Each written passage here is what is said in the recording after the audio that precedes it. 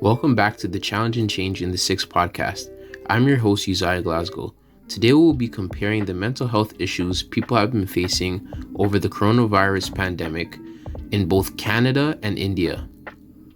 First, let's look at the cause and background for this issue in each country.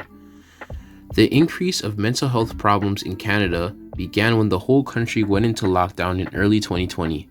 With everyone being isolated and forced to stay at home, people both young and old experienced mental battles that they have never experienced before. A big factor into these issues were people being unable to see their friends and family and not being able to do their basic outside activities. Now on to India. Over the COVID-19 pandemic, India's outreach for help with mental health was smaller than expected, though a large amount of people, specifically younger people, are dealing with these issues every day.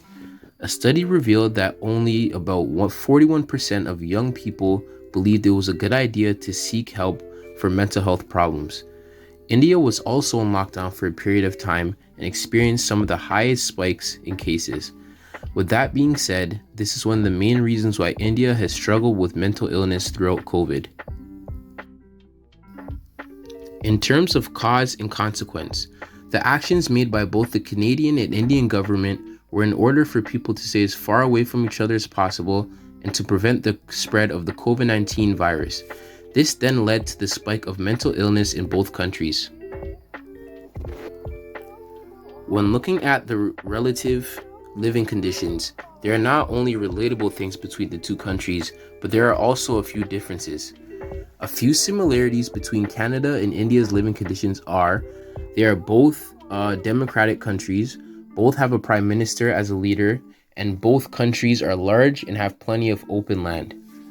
A few differences between the two countries are the cost to live in India is considerably lower than in Canada. The cost of education is cheaper in India. Canada has a way colder climate than India, and Canada has more in-demand jobs than India. I believe the living style in both countries are connected to mental health issues during COVID, especially in India. With India being in more of a developing stage and having to deal with more poverty, it may have been a harder experience on younger people as they weren't able to receive as much help as, say, a country like Canada or the United States. After deep research, I only found one Canadian document that consists of the issue we are looking at, that being the Mental Health and Addictions Legislation Act.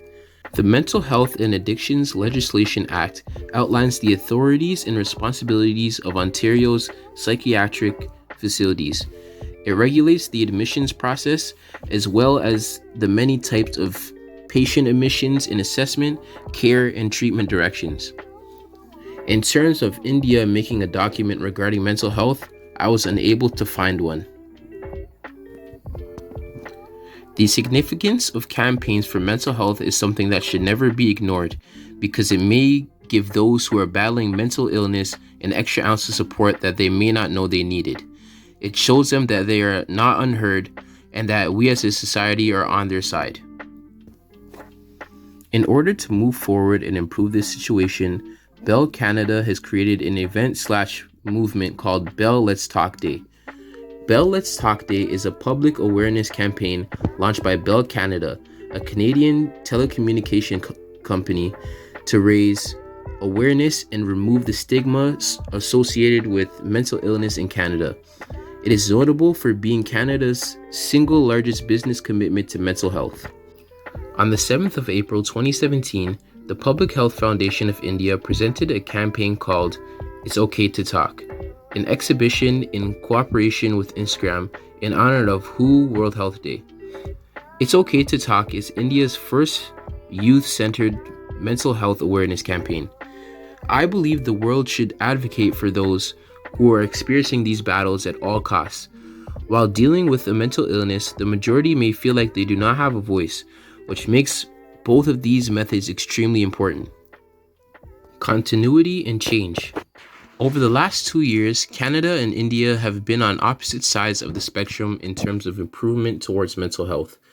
Canada has actually made a slight improvement and has multiple mental health campaigns and hotlines, such as Bell Let's Talk and the Wellness Together Canada portal. Though cases have dropped in India from 2020, the state of mental health has relatively stayed the same, as it is not viewed as importantly as it is in Canada.